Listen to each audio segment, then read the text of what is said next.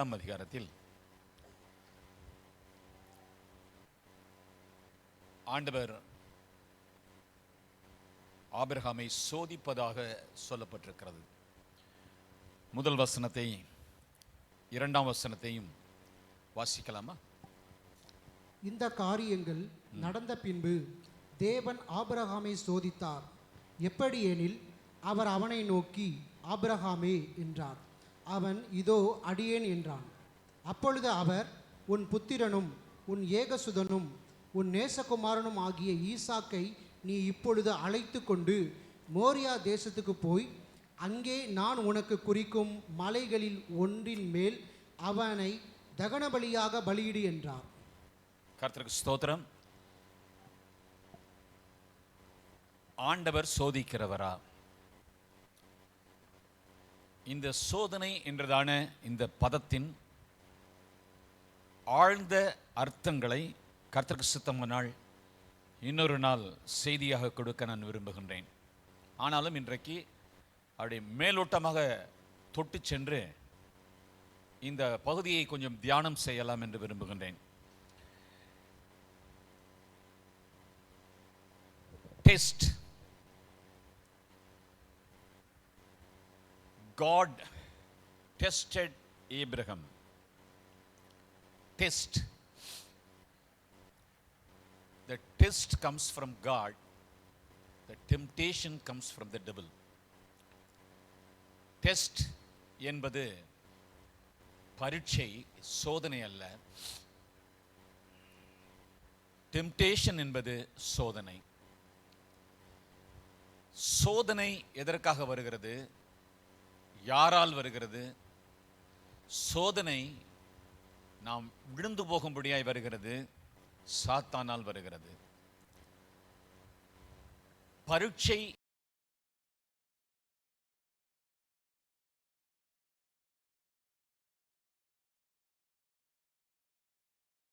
ஏறும்படியாய் வருகிறது. இந்த இடத்திலே டெஸ்ட் பண்ணினார், சோதித்தார் என்பதை பொதுவான வார்த்தையாக சோதனை என்று போட்டிருந்தாலும் அதை பரீட்சை என்று நாம் பார்க்க வேண்டும். இதோ சீயோனிலே விலையேறப்பட்டதும் பரீட்சிக்கப்பட்டதுமாகிய கல்லை வைக்கிறேன். அந்த கல் யார்? ஆண்டவர் இயேசு. பவுல் சொல்லுகிறார், நாங்கள் பரீட்சைக்கு நில்லாதவர்கள் அல்ல, நாங்கள் பரீட்சிக்கப்பட்டவர்கள். அதாவது ஒரு மனிதன் ஒரு ஐஏஎஸ், ஐபிஎஸ், டாக்டர், ஒரு என்ஜினியர் ஆக வேண்டும் என்றால் அவனுக்கு அரசாங்கம், கல்வித்துறை பரீட்சைகளை வைக்கிறது. அந்த பரீட்சை வைப்பதின் நோக்கம் அவன் சோதிக்கப்பட்டு ஃபெயில் ஆக வேண்டும் என்றல்ல. அவன் சோதிக்கப்பட்டு பாஸ் பண்ணி அவன் விரும்புகிற அந்த வேலையை, அதற்கு தகுதியான நிலைமையிலே அவன் தயாராகி போக வேண்டும். ஆண்டவர் சோதித்தார் என்று சொன்னால், இன்னும் வேதவசனம் சொல்கிறது, தேவன் பொல்லாங்கனால் சோதிக்கிறவர் அல்ல. சோதிக்கப்படுகிற எவனும் நான் தேவனால் சோதிக்கப்படுகிறேன் என்று. அப்போ தேவன் சோதித்தார் என்றால் இதுதான் நீங்கள் புரிஞ்சுக்கணும். அதனுடைய ரெண்டு பொருள் அதில் இருக்கிறது, ரெண்டு வகை இருக்கிறது. ஒன்று பிசாசினிடத்திலிருந்து வருகிறது, அது டெம்டேஷன். இன்னொன்று தேவனிடத்திலிருந்து வருகிறது, அது எக்ஸாமினேஷன், அது பரீட்சை, அது டெஸ்ட். சரி, இதில் 4 வார்த்தைகள் இருக்கிறது. அதை சொல்லிவிட்டு நான் வேகமாய் போகிறேன். நாஷா, எபிரேய பதத்தில் சோதனை என்பதற்கு, டெஸ்ட் என்பதற்கு 4 வார்த்தைகள் இன்னும் இருக்கிறது. ஆனால் 4 வார்த்தையை மாத்திரம் உங்களுக்கு சொல்லுகிறேன். நாஷா என்று சொன்னால் டு ட்ரெயின், பயிற்சி கொடுப்பதற்காக. நிசாயோன், டு சேலஞ்ச், டு ரேஸ் அப், உயர்த்துவதற்காக. சவால்களை அவனுக்கு முன்னே கொண்டு வந்து நிறுத்தி அந்த சவால்களை முறியடித்து அவன் உயர்வதற்காக. பெக்கினா, மூன்றாவது பெக்கினா, to examine, to lift up a banner, to bring forth miracle, to display as a victor. நீங்கள் எல்லாரும் ஆங்கிலத்தில் தேறினவங்களா இல்லைன்னு எனக்கு தெரியும், ஒரு சிலருக்கு புரியும். ஆனாலும் நான் உங்களை அப்படியே விட்டுவிட மாட்டேன். டு எக்ஸமைன், அதாவது பரீட்சை வச்சு அவனை தேரச் செய்வது. பெக்கினா, ஒரு வெற்றி கொடியை அவன் தலையில் மேலே காட்டுவது. வெற்றி பெற்றவன் கொடி பிடிக்கிறான்ல, போய் ஜெயிச்சு போர் புரிந்துட்டு அந்த மலையின் உச்சியில் அந்த நாட்டினுடைய பார்லிமெண்ட்டில் பழைய கொடியை, தேசத்து கொடியை எடுத்துட்டு இவன் கொடியை வைக்கிறான், வெற்றி கொடி. To lift up a banner, to show miracle, தனது அற்புதத்தை காட்டுவதற்காக சோதிக்கிறார். அடுத்தது to display as a Victor, வெற்றி பெற்றவனாக அவனை வெளியே கொண்டு வந்து உலகத்துக்கு காண்பிப்பது. இவன் தோல்வி அடைகிறவன், இவனுக்கு பலன் இல்லை, ஆனாலும் கூட நான் அவனை சோதித்து அந்த சோதனைக்கு ஏற்ற சக்தியை கொடுத்து, அப்படித்தானே வேதம் சொல்லுது, சோதனையோடு கூட அதிலிருந்து தப்பித்துக் கொள்வதற்கான ஒரு போக்கையும் கட்டளையிடுவார்.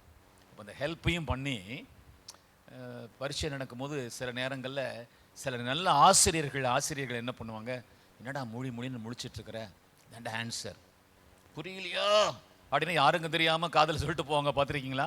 கிரேஸ். பரீட்சை எழுதியாச்சு, பேப்பர் நம்ம விட்டு போயிடுச்சு, பாஸா ஃபெயிலான்னு காத்துட்ருக்கோம். அந்த பேப்பர் யார் கையில் போய் சேருதோ அதை வச்சு தான் நம்ம தலை விதி அப்படின்னு சொல்லுவாங்க. நம்முடைய எதிர்காலம் போகிற ஒரு ஆள்கிட்ட அவன் ரொம்ப கடவுளுக்கு பயந்தவன் மாதிரி, அரசாங்கத்துக்கு பயந்தவன் மாதிரி இருக்கிறபடியே மார்க்கை போட்டுட்டானா பாஸ் பண்ண முடியாது. ஆனால் பாவம் பிள்ளை, நமக்கும் மகன் இருக்கான், நமக்கும் மகன் இருக்கா, 2 மார்க்கு குறைஞ்சிருச்சு, இந்த 2 மார்க்கு நான் குறைவோட போட்டானா அவன் எதிர்காலம் வீணாமல் போயிடுமே என்று சொல்லி ஆசிரியர்கள் உள்ளத்திலே ஆண்டவர் என்ன செய்கிறாரு, ஒரு கிருபையை கொடுத்து அந்த 2 மார்க்குக்கு அவங்க ஒரு அட்ஜஸ்ட் பண்ணுவாங்க.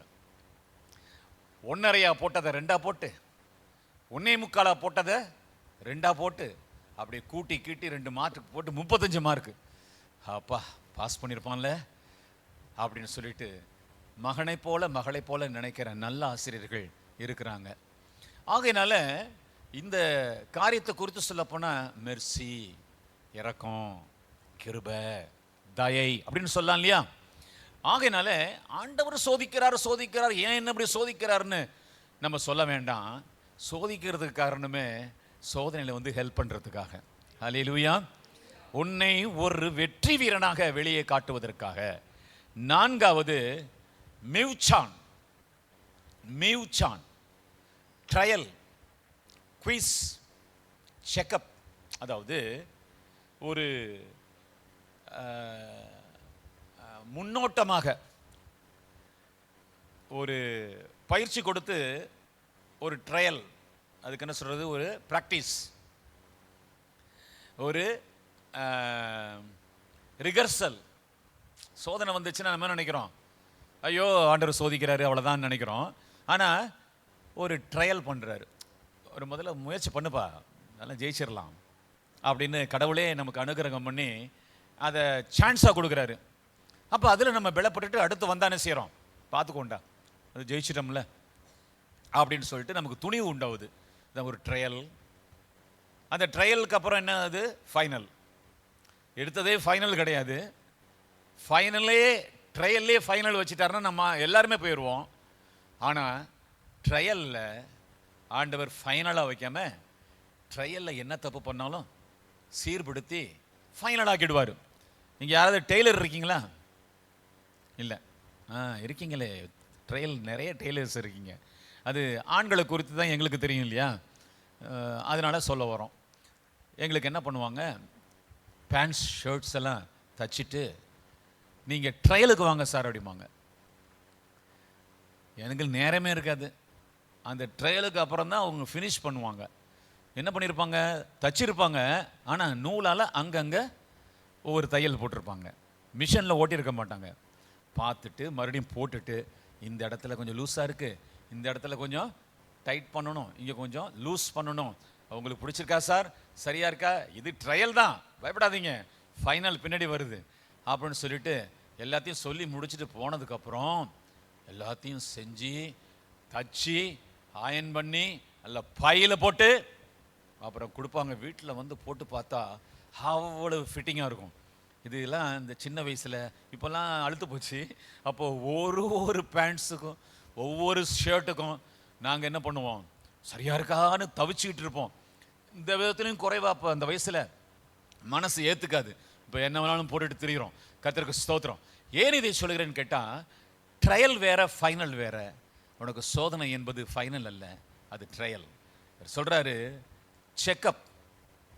செக்கப்னா எங்கே போவோம், டாக்டர்கிட்ட போவோம். அங்கே போய் ஒரு ஹோல் செக்கப், பாடி செக்கப், சும்மா ஒரு 1500 ரூபா கொடுத்தா தலை முதல் கால் வரல உள்ளேயும் வெளியும் எல்லாத்தையும் செக்கப் பண்ணிவிட்டு பிளட் டெஸ்ட் எல்லாம் பண்ணிவிட்டு விடுவாங்க. அந்த ட்ரையலில் ஒன்றும் கத்தியை வச்சிட மாட்டாங்க, அந்த ட்ரையலில் ஒன்றும் கத்திரிக்கோலை போட்டுற மாட்டாங்க, அந்த ட்ரையலில் ஒன்றும் ஊசி குத்த மாட்டாங்க. அந்த ட்ரையலுக்கு பேர் மெடிக்கல் செக்கப். இவர் சொல்கிறாரு மிவ்சான், எபிரேய பதத்தில் மிவ்சான் என்று சொன்னால் செக்கப்பு. நீ ஜெயிப்பியா, நீ தோப்பியா, உனக்கு பலன் இருக்கா, உனக்கு பலன் இல்லையா என்பதை ஆண்டவர் அதை அனுமதிச்சு அதுக்கு தகுந்ததை பின்னாடி கொடுக்க போறாரு. அதற்குள்ள நம்ம அவசரப்பட்டு கொய்யோ முறியோன்னு கத்திட்டு ரொம்ப அழுதுகிட்டு இருப்போம். எதை குறித்தும் கவலைப்படக்கூடாது. ஆமேன். ஆண்டவர் கொடுத்தால் நன்மைக்காகத்தான் தருவார். எத்தனை பேர் ஆமேன் சொல்றீங்க? அவர் சோதிக்கிறவரா? ஆமா, பரீட்சிக்கிறவர். அவர் சோதிக்கிறவர் அல்ல, பரீட்சிக்கிறவர். ஆமேன். பரீட்சை எதற்காக? பாஸ் பண்ணுவதற்காக. இப்போ சொல்லுங்க, டெஸ்டா டெம்டேஷனா? டெஸ்ட். டெம்டேஷன் இல்லைல்ல. டெம்டர் யாரு? சோதனைக்காரன். இயேசுவையே சோதிச்சவன். அவன் நம்மள்கிட்ட வர்றதுக்கு 1000 இடங்களை தாண்டிட்டு தான், கர்த்தருடைய அனுமதியை கேட்டுட்டு தான் நம்மள்கிட்ட வரணும். நம்ம அப்பா என்ன பண்ணுறாரு, ட்ரைனிங்காக, ட்ரையலுக்காக, செக்கப்புக்காக, நல்லா வளர்வதற்காக, வெற்றிக்காக சில காரியங்களை கொடுத்து அப்படியே உன்னிப்பாக பார்த்து கற்றுக் கொடுத்து தேர பண்ணுகிற தேவனாக இருக்கிறார். கர்த்தருக்கு ஸ்தோத்திரம் உண்டாவதாக. இப்போ வாங்க, இந்த பார்வையோடு நேரா ஆபிரகாமினுடைய நிகழ்ச்சிக்கு போவோம். ஆபிரகாம் ஆண்டவரால் அழைக்கப்பட்டார், வாக்குத்தத்தங்களை பெற்றார். இன்னும் வாக்குத்தத்தம் அவருடைய வாழ்க்கையிலே பரிபூர்ணமாய் நிறைவேறல. ஒன்னே ஒண்ணுதான் நிறைவேறி இருக்கு. ஈசாக்கு என்ற ஒரு அருமையான பையனை ஆண்டவர் கொடுத்துட்டாரு. அவனுக்கு ஏற்கனவே எலியேசர் உண்டு, இஸ்மவேல் உண்டு. அவர்களை நோக்கி ஆபிரகாம் இவர்கள்தான் என்னுடைய சந்ததியோ என்று நினைக்கும் போது, இல்லையப்பா இல்லையப்பா, ஈசாக்கின் வழியாகத்தான் நான் உனக்கு சொன்ன அத்தனை ஆசீர்வாதமும் நிறைவேற்ற போகிறேன். உனக்கு நான் என்னென்னலாம் சொன்னேனோ, கிட்டத்தட்ட 7 ஆசீர்வாதங்களை 12ஆம் அதிகாரத்தில் ஆண்டவர் சொல்லியிருக்கிறார். அந்த 7 ஆசீர்வாதங்களும் உன் வாழ்க்கையிலே மாத்திரமல்ல, உன் சந்ததியாக ஈசாக்கின் வாழ்க்கையிலே நிறைவேறும் என்று ஆண்டவர் சொல்லிவிட்டார். இப்போ ஆபிரகாம் ஈசாக்கு என்ற அழகிய மகனை, ஈசாக்கு என்ற ஏகசுதனை, ஈசாக்கு என்ற அந்த அருமையான புத்திரனை கொஞ்சி மகிழ்ந்து சந்தோஷமா இருக்காரு. காலங்கள் ஓடிக்கொண்டிருக்கிறது, பல பயணங்கள் அவருக்கு சம்பவிக்குது. திடீர்னு ஒரு நாள் ஆண்டவர் வராரு. ஆண்டவர் வந்தாலே ஆபிரகாமுக்கு சந்தோஷம்தான். ஆண்டவர் என்ன சொல்லுவாரு? ஆபிரகாமே, நான் சூரியனும் கேடகமுமாய் இருக்கிறேன், நான் உன் பலமாய் இருக்கிறேன், நான் உன்னை ஆசீர்வதிப்பேன், இப்படிலாம் சொல்லுவார் இல்லையா? கடவுளே தோன்றி இப்படிலாம் சொல்லும் போது அப்படிப்பட்ட தரிசனத்தை எவன் தான் விரும்ப மாட்டான்? இன்னொரு முறை ஆண்டவர் வந்துட்டாரா? ஐயோ, கர்த்தர் என்ன சொல்ல போறாரோ தெரியலையே அப்படின்னு மகிழ்ச்சியா, தெய்வமே அப்படின்னு ஆபிரகாம் நிற்கிறார். நிற்கும் போது இப்போ டிஃபரண்டா இருக்கு. என்ன இருக்கு? இப்பொழுது நீ 3 காரியங்களை சொல்லுகிறார். என்ன சொல்லுகிறார்? உன் புத்திரனும், 2 உன் ஏகசுதனும், 3 உன் நேசகுமாரனுமாகிய ஈசாக்கை நீ இப்பொழுது அழைத்துக்கொண்டு மோரியா தேசத்துக்கு போய் அங்கே நான் உனக்கு குறிக்கும் மலைகள் ஒன்றின் மேல் அவனை அவனை அவனை ஆபிரகாம் அவனைன்னு ஆண்டவர் சொல்லிட்டாரு. அவனை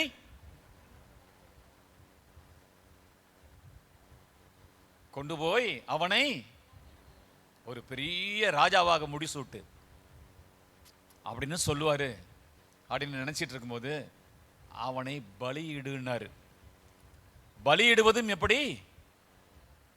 தகன பலியாக எனக்காக செலுத்தினார். தகன பலினா என்னன்னு தெரியுமா? படிச்சிருக்கீங்களா? படிச்சவங்க யாரு? தகன பலியை எங்கே படிக்கலாம்? எந்த புஸ்தகத்தில் படிக்கலாம்? லேவியராகமத்தில் நீங்க படிச்சீங்கன்னா கர்த்தருக்கான தகன பலியை எப்படி செலுத்த வேண்டும்? கொன்று இரத்தத்தை சிந்திவிட்டு அந்த மிருகத்தை தோலை உரித்து அந்த மிருகத்தினுடைய எலும்பு, நரம்பு, சதை, உள் அவயவங்கள் அனைத்தையும் துண்டு துண்டு துண்டு துண்டாய் வெட்டி குவியலாக வைத்து அதன் மேல அக்கினியை போட்டு அது சுட்டரிக்கப்பட்டு சாம்பலாய் போகிறவர்களும் தகனபலி. யாரை? யாரை? ஈசாக்கை. ஈசாக்கை யார்? 3 காரியங்களை ஆபிரகாமுக்கு ஆண்டவரே நினைவுபடுத்தினார். ஆபிரகாமுக்கு ஈசாக்கு எல்லாருக்கும் இருக்கிறதான மகன் போல அல்ல. ஆபிரகாமுக்கு 99 வயசுல பிறந்த பையன், ஒரே கர்ப்ப பிறப்பு. அவனை குறித்து 3 காரியங்களை கர்த்தர் சொன்னாரே, அது எவ்வளவு உண்மை தெரியுமா? அது ஆபிரகாமுக்கும் ஆண்டவருக்கும் மாத்திரம்தான் தெரியும். ஆபிரகாமின் இடத்தில் ஆண்டவர் பேசும்போது ஈசாக்கின் மேல ஆபிரகாமுக்கு என்ன நினைவு இருந்தது, என்ன உரிமை இருந்தது, என்ன பாசம் இருந்தது என்பதை விளக்கமாய் சொல்லுகிறார். ஆபிரகாமும் புரிந்து கொண்டார். நீ உன் புத்திரன் இஸ்மவேலை பலியிடு என்று சொன்னாலும் கஷ்டம்தான். அவனும் புத்திரன் தான், ஆபிரகாமினுடைய வித்து தான். ஆனாலும் அதுவே கஷ்டம் அவருக்கு. எலியேசரை பலியிடு என்று சொல்லியிருந்தாலும் அவன் அவருடைய புத்திரன் அல்ல, அவர் வீட்டிலே பிறந்த ஒரு வேலைக்காரர்களுக்கு தலைவனாய் மாறினவன். அருமையானவர்களே, இங்க என்ன சொல்றாரு? யுவர் சன், ஓம் மகன், நான் யாருக்கு ஆசீர்வாதத்தை தருவேன், யாரை கொண்டு உனக்கு சொல்லப்பட்ட அத்தனை வாக்கு தத்தங்களிலும் நிறைவேற்றப் போகிறேன் என்று சொல்லி வைத்திருந்தேனோ அவனை, இஸ்மவேலை அல்ல, எலியேசரை அல்ல, உன் புத்திரனை. எல்லாத்த விட கஷ்டமான ஒரு சோதனைக்குள்ளே உலகத்திலே இருக்கிற எந்த மனுஷனிலும் எந்த பக்தனிலும் ஆபிரகாம் கடந்து சென்றார். காரணம், சொந்த மகனை, புத்திரனை. சரியா? அவன் எப்படிப்பட்ட புத்திரன்? ஏக புத்திரன், நோ அதர் சான்ஸ். 2 பிள்ளைங்க இருந்தா பரவாயில்ல, ஒரு பிள்ளைய கொடுக்கறதுக்கு ரொம்ப கஷ்டம்தான். இன்னொன்னு இருக்கே இல்லையே. இப்போ அதையும் சுட்டி காட்டுகிறார். உன் ஏக சுதன், உன் புத்திரன், உன் ஏக சுதன். அதோட போயிடுச்சா? 3வது உன்னுடைய நேசகுமாரன். தன்னுடைய பாசம், நேசம் முழுவதையும், தன் கனவு, தரிசனம், தன் ஆசை, விருப்பம் எல்லாவற்றையும் நல்ல தகப்பனாகிய ஆபிரகாம் ஈசாக்கின் மேல் வைத்திருந்தான். ஈசாக்கின் ஒவ்வொரு அசைவையும் பார்த்து ரசித்து ருசித்து கொஞ்சி குலாவி கொண்டிருக்கிற அந்த நேசகுமாரனை. இதெல்லாம் உங்களுக்கு புரியுதா? ஆண்டவருடைய உள்ளத்துக்குள் வரப்போகிற சோதனை அது. பிதாவின் உள்ளத்தில் வரப்போகிற பரீட்சை அது. அவருக்கு ஒரே சுதன், ஒரே புத்திரன், நேசகுமாரன். இவர் என்னுடைய நேசகுமாரன், இவரில் நான் பிரியமாயிருக்கிறேன். பிதாவுக்கு வந்த சோதனைங்க, வரப்போகிற சோதனையை அங்க ஆண்டவர் என்ன செய்யறாரு? திருவிளையாடலாய் காண்பிக்கிறார். ஆமென். அது தேவனுக்கு வேணா பெருசா இருக்கலாம், ரொம்ப எளிதாக இருக்கலாம், மன்னிக்கணும். நான் மனுஷனுக்கு பெருசு. மனிதன் எல்லாவற்றையும் விடலாம், ஆனால் சொந்த இரத்தத்தை, தனது கர்ப்ப பிறப்புகளை, மனுஷன் மாத்திரம் இல்ல, எந்த மிருகம் கூட விட்டு கொடுக்காது.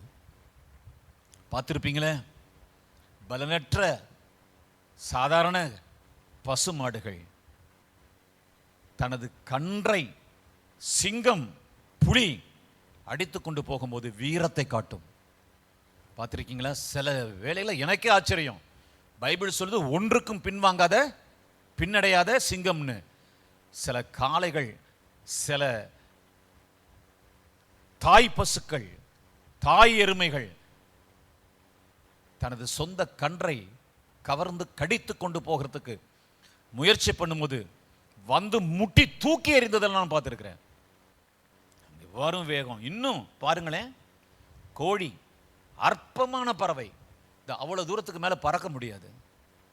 அதனால தான் போன்னா அது வா வான்னு வரும். ரொம்ப மதியீனமான ஒரு பறவை அது. போ போ போமிங்க நீங்க. அது என்ன செய்யும்? பக்கத்தில் வர போன்னு தான் சொல்றானே, போய் தப்பிச்சுக்கோ அப்படின்னு நான் பார்த்துக்கிட்டே இருப்பேன். ஆனா இது என்ன செய்யும்? வான்னு சொல்றான்னு நம்பி போவோம். அன்னைக்கு போட்டு சிக்கன் பிரியாணி தான். புரிஞ்சிட்டிங்களா? அவ்வளவு ஒரு சாதாரணமான எளிமையான பறவை. கழுகு பருந்து வந்து தன் குஞ்சை தூக்கும் போது பார்த்துருக்கீங்களா? எங்கேயோ வேப்ப மரத்துக்கு மேல பறந்து அடிச்சு பிடிச்சு தப்பிச்சுட்டு வந்துடும். ஜீவனுள்ள உயிருள்ள எந்த இனமும் தனது குஞ்சை, தன்னுடைய மகவை, தனது குழந்தையை, தனது சிசுவை விட்டு கொடுக்காது. தேவன் சொல்லுகிறார், உன் நேசகுமாரனை தகன பலியாக எனக்கு செலுத்துன்னு. சாதாரணமான சோதனைங்கிறீங்களா?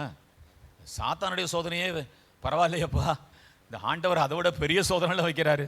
சாத்தான் என்ன சோதிப்பான்? இந்த காசை வாங்கிக்கோ, ஒரு கள்ள கணக்கு எழுது, இந்த சினிமாவை பாரு, ஜாலியா இரு அப்படின்னு சொல்றான். சாத்தான் கடைசியில் அழுத்தி நரகத்தில் கொண்டு போய் போட்டுருவான். அது நமக்கு புரியாது. ஆனால் பார்வைக்கு சாத்தான் கொடுக்கிற சோதனையை காட்டிலும் தேவன் கொடுக்கிற சோதனை பயங்கரமா இருக்குதே. யாரால கூடும்? எந்த நல்ல தகப்பனால் கூடும்?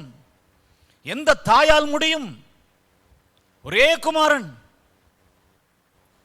சொந்த மகன், நேசகுமாரன், அவனை சொந்த கைகளினால் வெட்டி வெட்டி சந்து சந்தா வெட்டி சுட்டரிக்கணும். பயங்கர சோதனைங்க, தேவன் வைத்த சோதனை. நல்லா நான் சொல்றத தெளிவா கேட்குறீங்க. கர்த்தருக்கு ஸ்தோத்திரம். நான் சொன்ன முன்னுரையை இதோடு இணைத்து பார்த்தீங்கன்னா புரியும். இவ்வளவு பெரிய கடுமையான சோதனை எதற்கென்றால், அவன் அழிந்து போவதற்காக அல்ல, ஈசாக்கு மடிந்து போவதற்காக அல்ல, ஆபிரகாம் தனக்கு கொடுக்கப்பட்ட வாக்குத்தத்தங்களை இழந்து போவதற்காக அல்ல, தேவனுக்கும் அவனுக்கும் பகை வந்து விடவில்லை, அவனுக்கு உயர்வை கொடுப்பதற்காக, அவனை ஆசீர்வதிப்பதற்காக தேவன் ஒரு நாடகம் போல் செய்கிறார். தேவன் தன் உள்ளத்துக்குள் பாசத்தை மறைத்து வைத்துக் கொண்டு அவனுக்கு புரியாததை சொல்லுகிறார். ஆனால் தேவனை குறித்து நான் சொல்வதற்கு ஒன்றுமில்லை. அவர் நீதிபரர். ஆபிரகாம் எப்படி அதை தாண்டினார்? ஆபிரகாம் எப்படி அதை ஏற்றுக்கொண்டார்? ஆபிரகாம் எப்படி கீழ்ப்படிந்தார்? ஆபிரகாமுக்கு எப்படி அது செயலுக்கு கொண்டு வர முடிந்தது என்பதுதான் எனக்கு ஆச்சரியத்திலும் ஆச்சரியமாய் வேத பகுதிகளிலே உலகமே வியக்கக்கூடிய ஒரு பகுதி என்றால் இதுதான். ஆண்டவரை குற்றப்படுத்துவதற்காக உலகத்தார் சத்தியத்தின் துரோகிகள், மத வெறி பிடித்தவர்கள் எப்படி பார்க்கிறார்கள்? நரமாமிசத்தை சாப்பிடக்கூடிய தெய்வம், நரபலியை கேட்கிற தெய்வம் என்று அதை படிக்கிறார்கள். குற்றப்படுத்தலாம் என்று படித்துக்கொண்டே போகும்போது வாயை பொத்திக் கொள்கிறார்கள். நரபலியை கேட்கவில்லை, அவனை மீட்டெடுக்கிறதை பார்க்கிறார்கள். அல்லேலூயா. இந்த பகுதியை முதல்ல வாசிக்கிற எவனுடைய உள்ளமும் அசையும். சில அருவருப்புகள் வேதாகமத்தில் எழுதப்பட்டிருக்கிறது அல்லவா, அது கூட முதல் பார்வையிலே தப்பாயிருக்கும், பின்னே நிதானித்து படிக்க படிக்க இப்படிப்பட்ட பாவங்கள் உலகத்தில் இருக்கின்றன, அப்படிப்பட்டவர்களுக்கு என்னென்ன தண்டனை என்று ஆண்டவர் அங்கே முடித்திருப்பார். அதை நீங்களும் நானும் தெளிவாய் புரிந்து கொள்கிறோம். அரைகுறையாய் ஒரு வசனத்தை வாசித்து விட்டு குற்றப்படுத்துகிறவனுக்கு புரியாது. சரி, இப்பொழுது இந்த பகுதிக்கு வருவோம். அருமையானவர்களே, இங்கே ஆண்டவர் அந்த சோதனையை ஆபிரகாமுக்கு வைக்கும்போது தகன பலி வரையிலும் நான் சொல்லிவிட்டேன். அதை செய்வதற்காக ஆபிரகாம் புறப்பட்டு போகிறாரே, அவர் மன நிலைமை எப்படி இருந்திருக்கும்? அவர் எப்படி புறப்பட்டார்? எப்படி அதை நிறைவேற்றினார்? எப்படி அந்த சரித்திரம் முடிந்தது? எப்படி அவர் ஆசீர்வதிக்கப்பட்டார்? அதை குறித்து வேகமாய் சொல்கிறேன். ஒன்று, அவர் மனைவிக்கு அதை சொல்லவில்லை. மனைவிக்கு அதிலே பங்கில்லையோ? மகனிடத்துக்கு, மகனுக்கும் தகப்பனுக்குத்தான் சொந்தமோ? தாய்க்கு சொந்தம் இல்லையோ? ஆபிரகாம் அவனை கொலை செய்துவிட்டு திரும்ப வந்திருந்தால் இந்த சாராளுக்கு அவர் என்ன பதில் சொல்லியிருப்பார்? சாராளுக்கு மறைத்து, சாராளுக்கு சொல்லாமல் புறப்படுகிறார். சில வேளைகளிலே தேவனுடைய சத்தத்தையும் சித்தத்தையும் நாம் செய்ய வேண்டுமானால் சொந்த கணவனிடத்திலும் சொந்த மனைவியிடத்திலும் சில காரியங்களை மறைத்துத்தான் ஆக வேண்டும். வீட்டிலே பிரிவினையை நான் உண்டு பண்ணவில்லை, இது ஒரு பரம ரகசியம். தேவனுக்கானவைகளை செய்யும்போது, எல்லாவற்றையும் செய்யும்போது அல்ல. அந்தரங்கத்தில் தவறான பாவத்தை செய்கிறவர்கள் புருஷனுக்கு சொல்லி செய்ய மாட்டார்கள், மனைவிக்கு சொல்லிவிட்டு செய்ய மாட்டார்கள். நான் அதை குறித்து இங்கே பேசவில்லை என்பதை நீங்கள் நன்றாய் தெரிந்திருக்கிறீர்கள். நான் சொல்லுவது, தன்னை உண்டாக்கின சிருஷ்டிகர்த்தா ஒரு காரியத்துக்கு நமக்கு சொல்லி இருக்க, நாம் செய்ய எதிர்பார்க்க, ஆலோசனையை மாம்சத்தோடு, ஆலோசனையை சரீரத்தோடு, ஆலோசனையை மனைவியோடு, ஆலோசனையை பிள்ளைகளோடு, ஆலோசனையை புருஷனோடு, ஆலோசனையை சொந்தக்காரர்களோடு நாம் கேட்போம் என்று சொன்னால் அதை நிறைவேற்ற முடியாது, தடை உண்டாகும். ஆண்டவருக்கு கொடுக்க வேண்டும். இந்த சொத்தை நான் கர்த்தருடைய ஊழியத்திற்கு கொடுத்து விட வேண்டும், இந்த நிலத்தை ஆண்டவருக்கென்று நான் எழுதி வைத்து விட வேண்டும் என்று சொல்லி நீங்கள் திட்டமிட்டால், அதை போய் கேட்டால் யார்தான் ஒத்துக்கொள்வார்கள்? ஒத்துக்கொள்ள மாட்டார்கள். சரி, எழுதியாச்சு, பின்னாடி பிரச்சனை வராதா? வரும். எல்லாருக்கும் தெரிந்து செய்திருந்தால் பிரச்சனை வராது. எப்படி செய்வது? ஆகையினாலே இவைகளுக்கெல்லாம் மிகுந்த ஞானம் வேண்டும். எதை சொல்ல வேண்டும், எது வரையில் சொல்ல வேண்டும், எந்த இடத்தில் அதை மறைக்க வேண்டும் என்றெல்லாம் தேவ ஞானத்தோடு செயல்பட்டு கர்த்தருக்கு முதலிடம் கொடுப்பாயானால், தேவனுக்கு முதலிடம் கொடுப்பாயானால், அதை யாருக்கும் அறிவித்தால் தடை நிச்சயம் உண்டாகும். அறிவிக்காமல் அந்தரங்கத்தில் தேவனுக்காக போட்ட பொருத்தனையை, தேவனுக்காக செய்ய நினைக்கிற தியாகத்தை, திருச்சபைக்காக செய்கிற தியாகத்தை, ஊழியத்துக்காக செய்கிற தியாகத்தை, வலதுகை செய்வதை இடதுகைக்கு அறியாமல் செய்து முடித்து விட்டால் கர்த்தருடைய பார்வையிலே அவருக்கு மிகுந்த சந்தோஷம். சோதனை என்றால் என்ன சோதனை? முதலாவது சோதனையை இவ்வளவு விவரித்து சொன்னேன். அவருக்கு அடுத்த சோதனை என்ன தெரியுமா? மனைவி ஒரு சோதனை. இந்த மனைவிக்கு தெரிந்து எப்படி செய்வது? இந்த மனைவிக்கு மறைத்துத்தான் செய்ய வேண்டும் என்று ஒரு தீர்மானம் எடுக்காமல் இருந்திருப்பாரா? எடுத்ததினால்தான் சாராளுக்கு அவர் சொல்லவே இல்லை. அல்லேலூயா, அல்லேலூயா. இரண்டாவது, எலியேசருக்கு சொல்லவில்லை. The official of the house, the authority of the servants, all the possession of Abraham. எலியேசரை குறித்து வேதம் சொல்லுகிறது, தனக்கு உண்டான எல்லாவற்றின் மேல் அவனை அதிகாரியாய் வைத்திருந்தானாம். இப்ப எலியேசருக்கு சொல்லாம எலியேசர் தானே போய் என்ன செஞ்சார்? ரெபெக்காளை கொண்டு வந்தார். ரெபெக்காள் வழியாகத்தானே ஈசாக்கு உண்டானார். மன்னிக்கணும், இந்த எலியேசர் வழியாகத்தானே ஈசாக்கு ரெபெக்காள் இணைக்கப்பட்டார்கள். அதன் பிறகு யாக்கோபு ஏசா பிறந்தார்கள். அப்படிப்பட்ட உயர்ந்த இடத்தில் வைக்கப்பட்டிருக்கிற எலியேசர், ஹல்லேலூயா, வருங்காலங்களில் வெளிப்படுகிறார். அடுத்த 2 அதிகாரத்தில் வெளிப்படுறாரு. 24ஆம் அதிகாரத்தில் அவர் என்ன பொசிஷன். இந்த 2 அதிகாரம்னா எவ்வளவு காலத்துக்குள்ள பாருங்க. அந்த எலியேசர் அங்கே தான் இருக்காரு. எலியேசருக்கு ஒரு வார்த்தை கூட சொல்லலை. இந்த உலகத்தோடு, உலகத்தின் அதிகாரத்தோடு, நம்முடைய எம்ப்ளாய்மெண்ட் ஆஃபீஸோட, நமது அதிகாரிகள் கூட ஆவிக்குரிய ஜீவியத்தை குறித்து பகிர்ந்து கொள்ளவே கூடாது. கைகளை உயர்த்தி ஒரு அல்லேலூயா சொல்லுங்க பார்க்கலாம். அவனுக்கு புரியாது. மனைவிக்கு புரியுதோ இல்லையோ, அவனுக்கு புரியவே புரியும். உன பைத்தியம்னு சொல்லிடுவான். ஆகையினால ஆலோசனையை எலியேசருக்கு அவர் மறைத்து விட்டார். செய்ய போகிற காரியம் பெரிய தியாகம். அந்த தியாகத்தை ஒருவேளை ஆபிரகாம் அப்படிலாம் நடக்காது, கர்த்தர் காப்பாற்றி இருப்பார், விடுவார் என்று நம்பினாரோ இல்லையோ, அதெல்லாம் வேதம் வெளிப்படையாய் சொல்லலைங்க.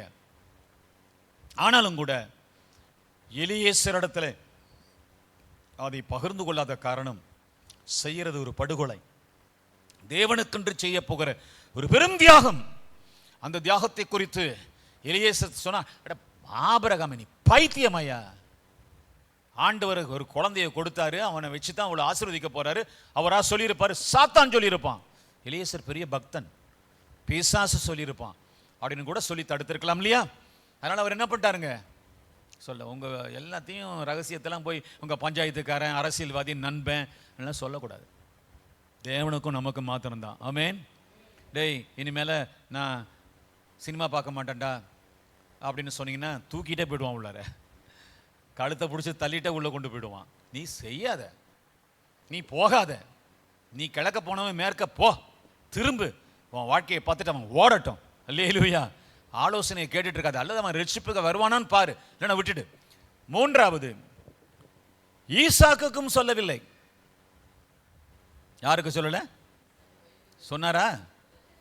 அவர் தான் பின்னாடி கேட்பாரு பாருங்க. ஈசாக்குக்கும் சொல்லவில்லை. ஈசாக்கு, அப்பா புறப்படு. எங்கப்பா? வாயை பொத்திட்டு வா. அவ்வளவுதானே சொல்லியிருப்பார். அதுக்கு மேல ஏதாவது பேசியிருப்பாரா? பேசவில்லை என்பதற்கு வழியிலே நடக்கிற கான்வர்சேஷன் சொல்லும். சரி, இப்ப ஈசாக்கை, வா மகனே மோரியா மலைக்கு போறோம்.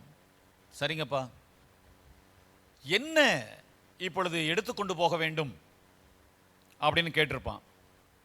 அப்போ ஒரு சட்டியில நெருப்பை போட்டுக்கோ, அணையாத நெருப்பு, எத்தனை நாளும் அது தகதகன்னு எரிஞ்சிட்டு இருக்கும். அப்படிலாம் அந்த காலத்தில் பண்ணாங்க. விறகுகளை பிளந்துகொள், மரத்தை விறகாக பிளந்துகொள். ஆபிரகாமும் ஈசாக்கும் சேர்ந்து செஞ்சிருப்பாங்க. இப்போ அதையும் எடுத்துக்கொண்டு, என்னுடைய பார்வை, வேலைக்காரங்களாம் வந்தாங்க, இருந்தாலும் என்னுடைய பார்வை, இடது கையில் அக்கினி சட்டி, யார் கையில்? ஈசாக்கு கையில். வலது கையிலே தலையிலே அவனை கொளுத்த போகிற விறகு, அவனை கொளுத்த போகிற அக்கினி சட்டி. இதோடு ஈசாக்கு அப்பா பின்னாடி போயிட்டே இருக்கிறாரு. ஒரு வார்த்தை கூட தேவ ரகசியத்தை தன் பிள்ளையிடத்தில் சொல்லவில்லை. அதாவது தேவ ரகசியமாகிய பக்தி விருத்திக்கு எதுவானதை பிள்ளைகளுக்கு சொல்ல வேண்டும்.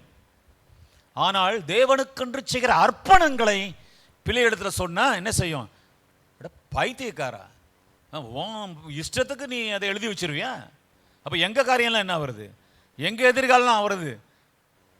நீ பாட்டுக்கு அந்த நிலத்தை எழுதி வச்சிருவியா? நீ பாட்டுக்கு அந்த பணத்தை எடுத்து காணிக்கப்பட்டியில் போட்டுருவியா? இந்த பிள்ளைங்க நிச்சயமா போராடும். பிள்ளைங்க நிச்சயமா தடை செய்யும். பிள்ளைகள் நிச்சயமா நம்மளை வெறுக்கும். தேவனுக்கும் நமக்கும் உள்ள உறவிலே யாரும் வரக்கூடாது, மனைவியும் வரக்கூடாது, ஸ்டாஃபும் வரக்கூடாது, அஃபெக்ஷனேட் சில்ட்ரனும் வரக்கூடாது. அப்படிப்பட்ட தீர்மானத்தை ஆபிரகாம் எடுத்திருந்தார். அதனால தான் ஆண்டவர் அவரை ஆசீர்வதிச்சார். ஹல்லேலூயா. அடுத்தபடியாக தேவனிடத்திலும் ஏன் என்று கேட்கவில்லை. படிப்படியா பார்க்குறீங்களா? முதல்ல என்ன? மனைவியினிடத்தில் சொல்லவில்லை, எலியேசரிடத்தில் சொல்லவில்லை, 3 மகனுக்கு சொல்லவில்லை, 4 தேவனிடத்திலேயே ஏன் என்று கேட்கவில்லை. எப்படியா இந்த ஆபிரகாமுடைய லிப்ஸ், அந்த வாய் அப்படி ஜிப்பு போட்டிருந்துச்சுன்னு தெரியல. நானா இருந்தால் ஊரையே கூட்டியிருப்பேன். அப்படிதானே? நீங்களா இருந்தா லப லப லபன்னு அடிச்சு, என்னடா தெய்வம் இப்படி என்ன கேட்டுட்டாரு, ஒப்பாரி வச்சு. இன்னொரு நிகழ்ச்சி பைபிள்ல இருக்கு, எப்தா நிகழ்ச்சி.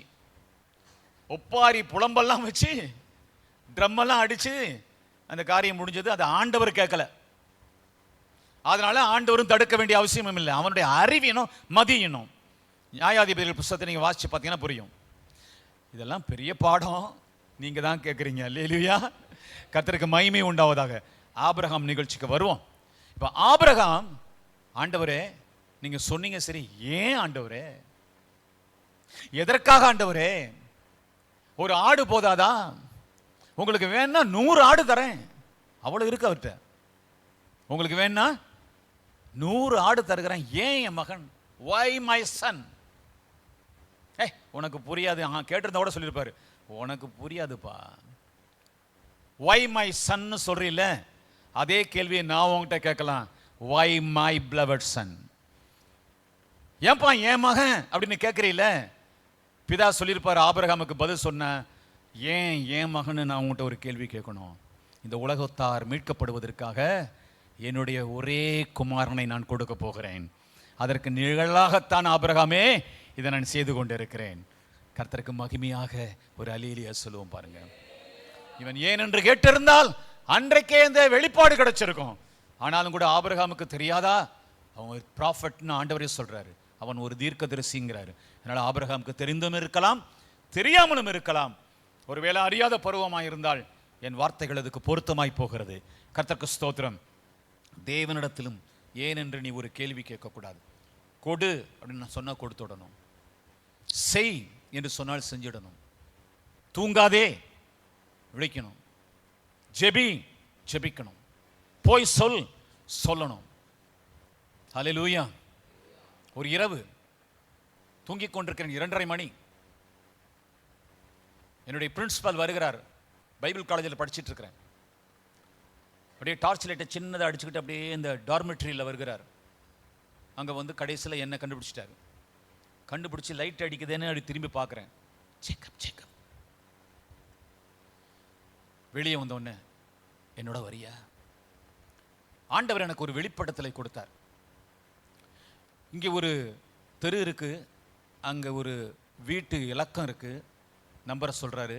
அங்கே ஒரு மனுஷனுடைய பேரை சொல்றாரு. அவன் சாக கிடக்கிறான், அவனுக்காக போய் ஜெபம் பண்ணு அப்படின்னு கர்த்தர் சொன்னார். யாரை அழைத்து கொண்டு போக வேண்டும் என்று நான் கேட்டேன். காரணம் அவருக்கு மொழி தெரியாதுல்ல, ஆங்கிலேயர், நியூசிலாண்டர். அதனால் யார்? என் மகன் ஜேக்கப்பை அழைச்சிட்டு போன்னு கர்த்தர் சொன்னார். நீ வருவியா அப்படின்னாரு. அவ்வளோ ஒரே குதிச்சு எழுந்தேன். விடுவிடுன்னு ட்ரெஸ்ஸை மாற்றி கொண்டு அவர் பின்னே போனேன்.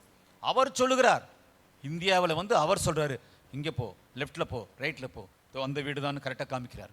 அங்கே போனால் ஒரு மனிதன் மரித்து கொண்டு இருக்கிறான், செத்து. இன்னும் கொஞ்ச நேரத்தில் எல்லாரும் சாவை எதிர்பார்த்துட்டு இருக்கிறாங்க. எல்லாம் கூட்டிட்டாங்க, சொந்தங்கள்லாம். லைட் எரிஞ்சுக்கிட்டு இருக்குது. அடுத்து சாக போகிறார், அவரை சுட்டரிக்க போகிறாங்க. அந்த நேரத்தில் என்னுடைய பிரின்சிபலும் நானும் உள்ளே போய் தீர்க்க தரிசன வார்த்தைகளை சொல்லி அவருக்காக ஜெபித்து நான் மொழிபெயர்த்து அவர் உயிர் பெற்று விட்டார். அல்லேலூயா. கீழ்ப்படிதல். நீ மனுஷன்ட்ட போய் கேட்டுட்டு இருந்தீங்கன்னா ஒருபோதும் உங்களை அனுமதிக்க மாட்டாங்க. தேவன் சொல்லுகிறபடியே செய்ய வேண்டும். ஆமென். கர்த்தருக்கு மகிமை உண்டாவதாக. தேவனிடத்திலும் ஏன் என்று கேட்கவில்லை. 5வது, 3 days journey, 3 நாள் பயணம். ஏறத்தாழ நான் கணக்கிட்டு பார்த்தேன், 50 கிலோமீட்டர்கள். நேரா போனா, பிளைன்ஸ்ல போனா, கார்ல போனா வேறு, ஆனா அவங்க கால்நடையா போறாங்க.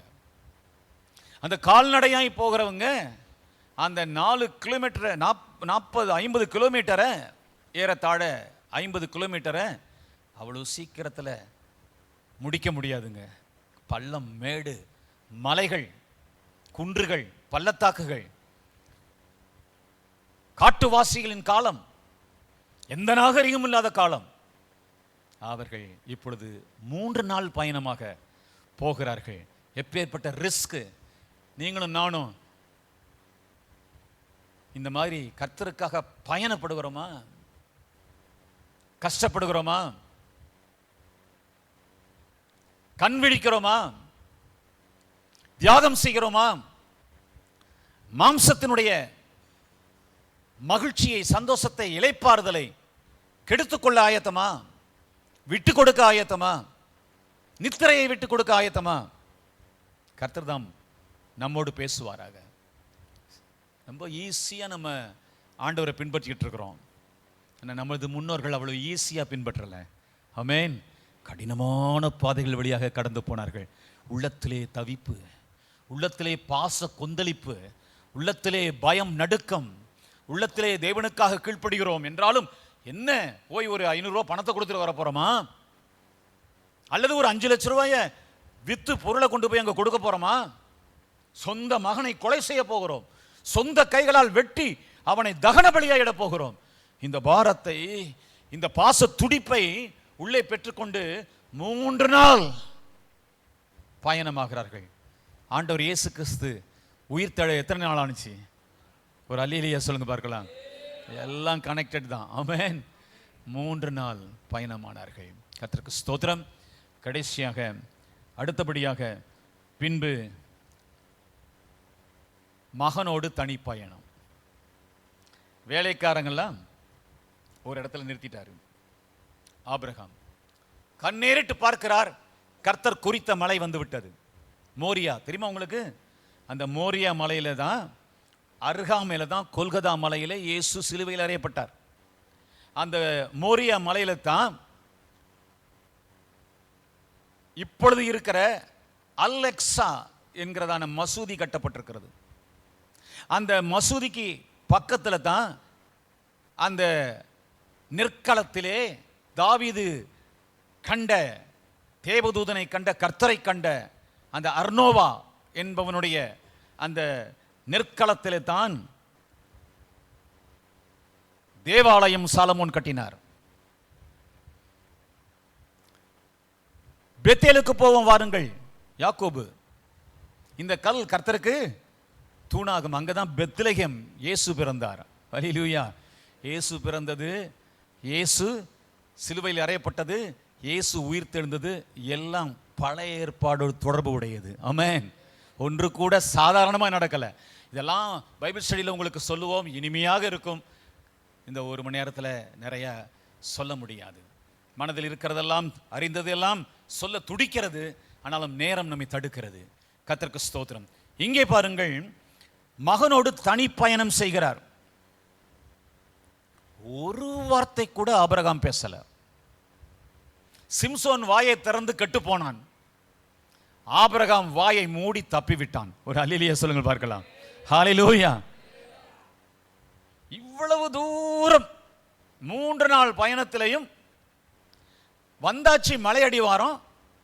அது வரையிலும் வேலைக்கார இடத்துல, இளையசத்துல மாத்திரமல்ல, வேலைக்கார இடத்துல இப்பொழுது அக்கினி சட்டியை சுமந்து தலையிலே விறகை சுமந்து வருகிற ஈசாக்காகிய ஏக சுதனிடத்திலையும் வாயை திறந்து ஒண்ணுமே பேசல.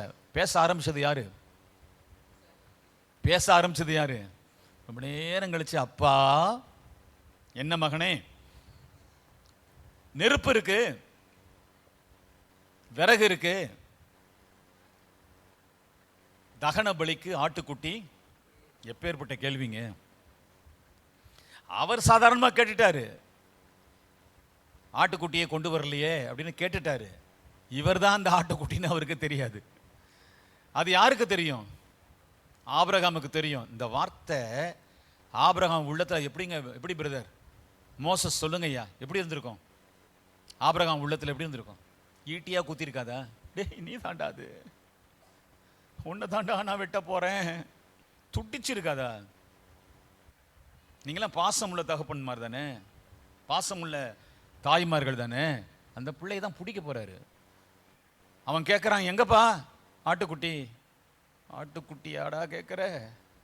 உன்னதாண்டா வெட்ட சொல்லிட்டாரு ஆண்டவர். உனக்கு எனக்கு இருக்கிற உறவு போச்சுப்பா.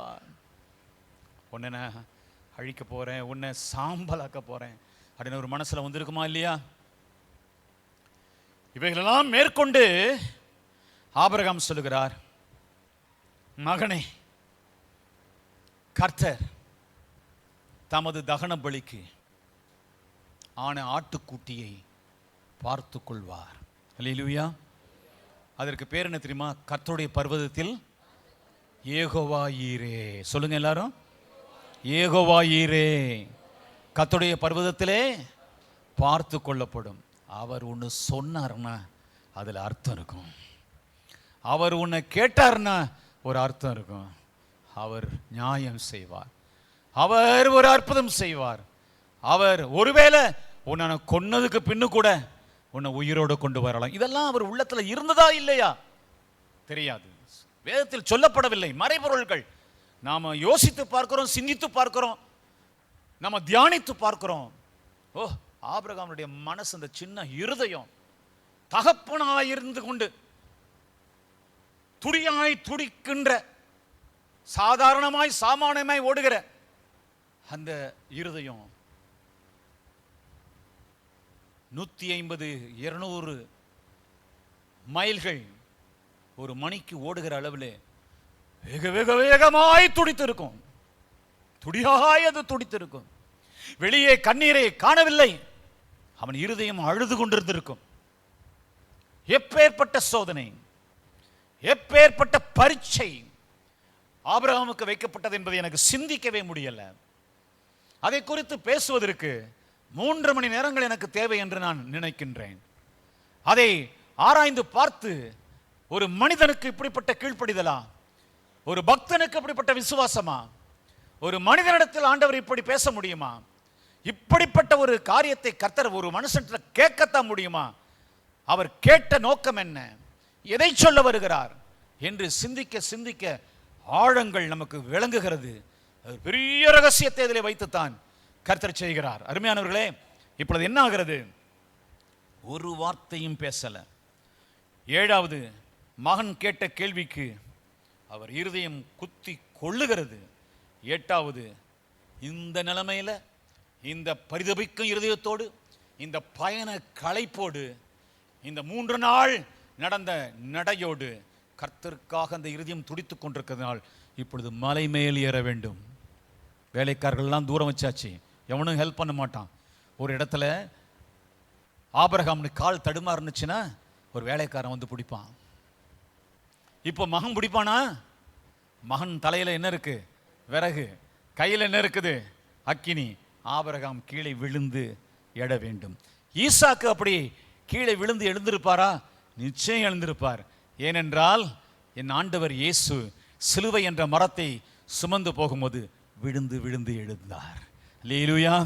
ஆகினால் அந்த மலையின் மேலே, அந்த கடின பாதையிலே, அந்த கற்பாறையிலே, அந்த வழுக்கு பாறையிலே உச்சிக்கு அவர்கள் போகிற வேளையிலே அவர்கள் 2 பேரும் எத்தனையோ முறை தடுமாறி இருக்க வேண்டும். அந்த தடுமாற்றங்கள் எல்லாம் சகித்து ஆபிரகாம் முன்னேறுகிறார். 9 திடீரென இடத்துக்கு போன உடனே ஒரு பலி பீடத்தை அவர் கட்டுறார். அதே பலிபீடத்தில் அவர் கட்டி கொண்டிருக்கும் போது இந்த ஈசாக்கின் பிஞ்சு கைகளும் அந்த பலிபீடத்தை கட்டி இருக்கும். ஒரு இடத்துல ஒரு கல் குறைவாக இருக்குதுன்னா யார் தான் கொண்டு வந்திருப்பா? வேலைக்காரன் தான் இல்லையே, யார் தான் கொண்டு வந்திருப்பா? ஈசாக்கு தான் ஓடி அந்தப்பா பாப்பா இந்தாங்கப்பா இந்த கல்லை வைங்கப்பா, அதை போடுறா, இந்த கல்லை போடுறா அப்படின்னு அந்த கல்லெல்லாம் வச்சு அதுக்கு மேலே சாந்து அல்லது சேரெல்லாம் பூசிக்கிட்டு இருக்கும்போது ஈசாக்கின் கையும் தனக்கே குடிபறித்து கொண்டிருக்கிறது. தன்னை கொள்வதற்காக, தன்னை பலியிடுவதற்காகத்தான் அவர் செய்கிறார் என்று அறியாமல் அப்பாவுக்கு உதவியாக செய்கிறார். இது பிதாவுக்கும் குமாரனுக்கு இருக்கிறதான கான்ட்ராக்ட். ஆண்டவருக்கு மகிமை உண்டாக ஒரு அல்லேலூயா சொல்லுங்கள் பார்க்கலாம். பிதாவுக்கு தெரியும், இயேசுவுக்கு தெரியாது. அப்படிதானே பைபிளில் சொல்லப்பட்டிருக்கு, என் பிதா ஒருவர் தவிர வேறு ஒருவரும் அறியார். என் தேவனே, என் தேவனே, ஏன் என்னை கைவிட்டீர்? புரிஞ்சிருந்தா சொல்லியிருப்பாரா? புரிஞ்சிருக்கு, 100க்கு 100 புரியல. 1% மனுஷிகத்தில் இயேசுவுக்கு சில டவுட் இருந்துச்சு. ஆமென். சாத்தானுக்கு 100% புரியல, யூதர்களுக்கு 100% புரியல, இயேசுவுக்கு 100% புரியல. 99 புரிஞ்சிருந்துச்சு, ஒன்று மாத்திரம் புரியலங்கிறதுக்கு சிலுவையிலே அவர் போடுகிற சத்தம். எங்கப்பா ஆட்டுக்குட்டி? ஈசாக்கு கேட்ட கேள்வி. இயேசு கேட்ட கேள்வி என்ன? என் தேவனே, என் தேவனே, ஏன் என்னை கைவிட்டீர்? நீ உலகத்தின் பாவத்தை சுமந்து தீர்க்கிற ஆட்டுக்குட்டியாய் நீ அடிக்கப்படுகிறாய் என்று ஆண்டவர் பதில் சொல்லியிருக்க வேண்டும். அங்கேயும் பதில் சொல்லல.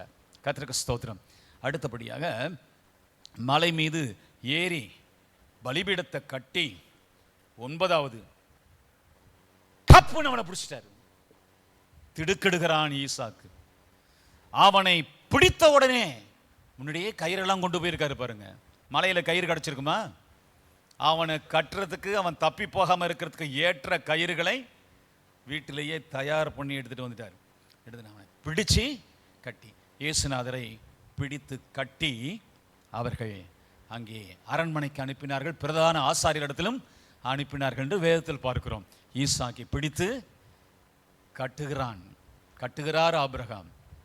அப்போ கூட இந்த ஈசாக்கு என்ற ஆடு வாய் திறக்கவே இல்லை. கைகளை உயர்த்தி ஒரு அல்லேலூயா சொல்லுங்க பார்க்கலாம். இயேசுவை குறித்து சொல்லுகிறது, அடிக்கப்பட போகிற ஆட்டை போல அவர் வாய் திறவாமல் இருந்தார். கர்த்தருக்கு ஸ்தோத்திரம்.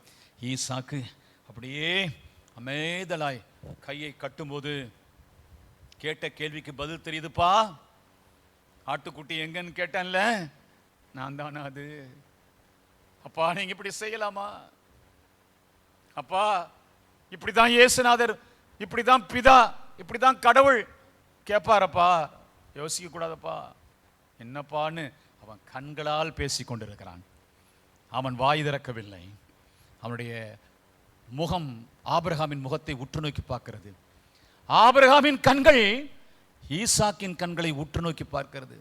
கட்டும்போது, இறுக கட்டும்போது, அவனை பிடிக்கும்போது, அவன் பார்க்கும்போது, இந்த பாசமுள்ள அழகிய நேசகுமாரன், ஏகசுதன், ஒரே புத்திரன், அவனுடைய புத்திரன் இப்பொழுது அப்பாவை திகைப்போடு ஆச்சரியத்தோடு கொலை செய்வியாப்பா என்னையே என்று அவன் பார்க்கிறதுக்கு பதில் சொல்ல முடியாமல் அவன் கண்களை பார்த்து, அதை விட ஆண்டவரை நான் நேசித்து விட்டேன் என்று சொல்லி தன் கண்களை தன் மகனை விட்டு எடுத்து ஆண்டவர் முகத்தை பார்க்க ஆபிரகாம் தலையை உயர்த்தி இருப்பார். ஆமென், ஹல்லேலூயா.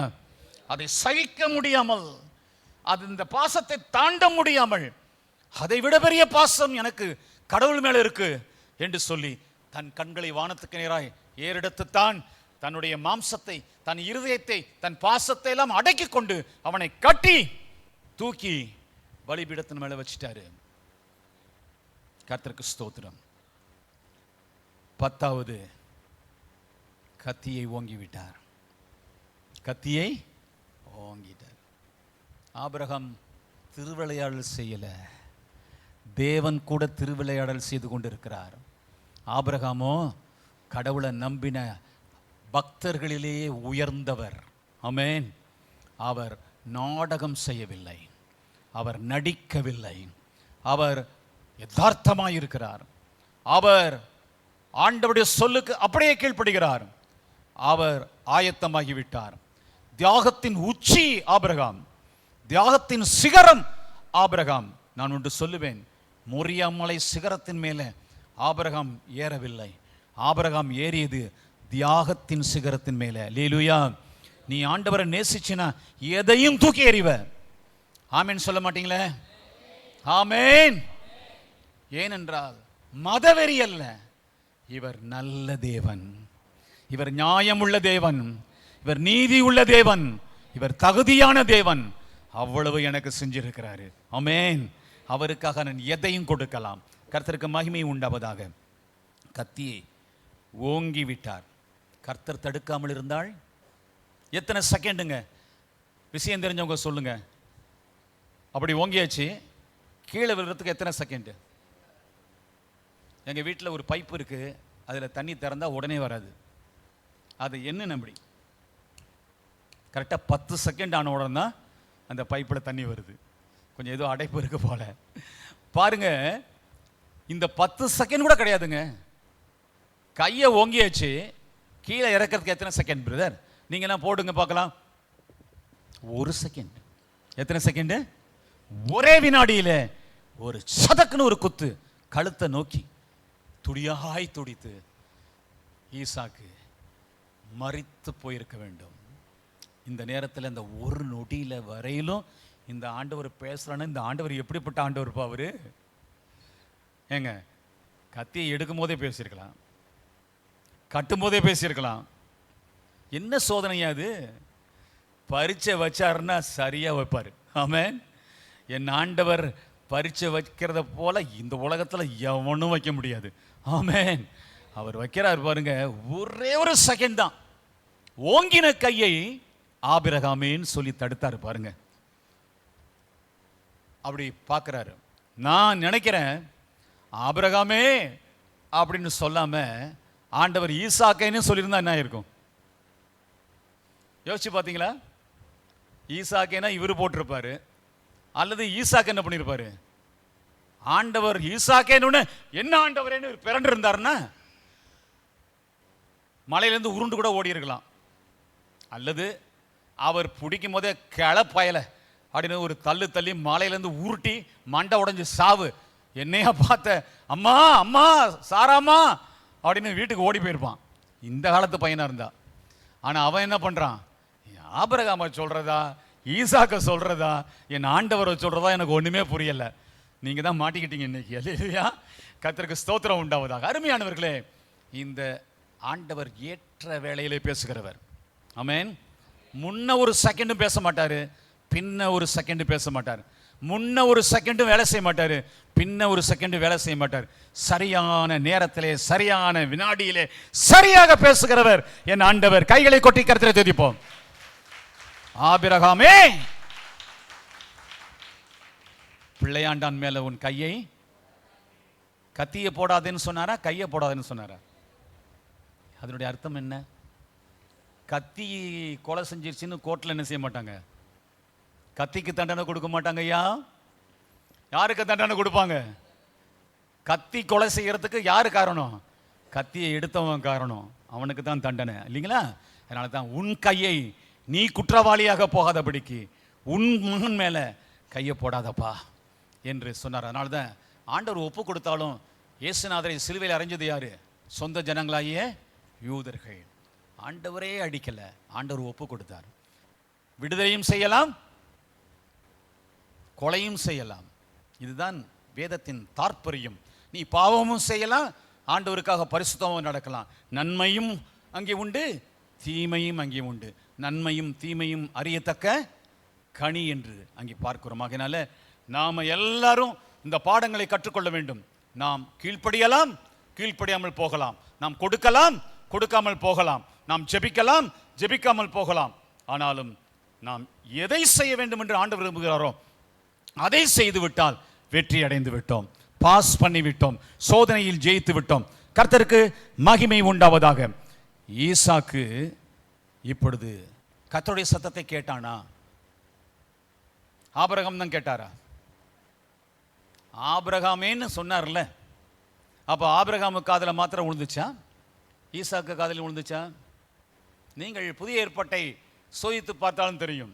இவர் என் நேசகுமாரன் என்று சொல்லுகிற சத்தத்தை இயேசுவும் மறுரூப மலையிலே கேட்டார். அவரோடு கூட இருந்த 3 சீஷர்களும் கேட்டார்கள். அதை பேதுரு எழுதும்போது எழுதுகிறார், நாங்கள் கண்டதும் நாங்கள் கேட்டதும் நாங்கள் தொட்டதுமாகிய அந்த மகிமையை குறித்தே சொல்லுகிறோம். ஈசாக்கு பக்தியிலே வளர்வதற்கு முதலாவது காரணம் சாராள், இரண்டாவது காரணம் ஆபிரகாம்.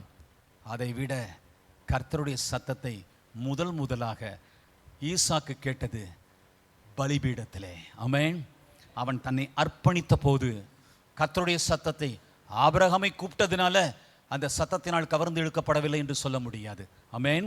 ஆபிரகாம் தன்னுடைய தகப்பன், அவருடைய நீதி, அவருடைய கீழ்ப்படிதல் எல்லாவற்றையும் இந்த ஈசாக்கு பார்த்து கொண்டிருக்கிறார். தேவன் எங்கே என்று பார்த்து கொண்டிருக்கிறார்.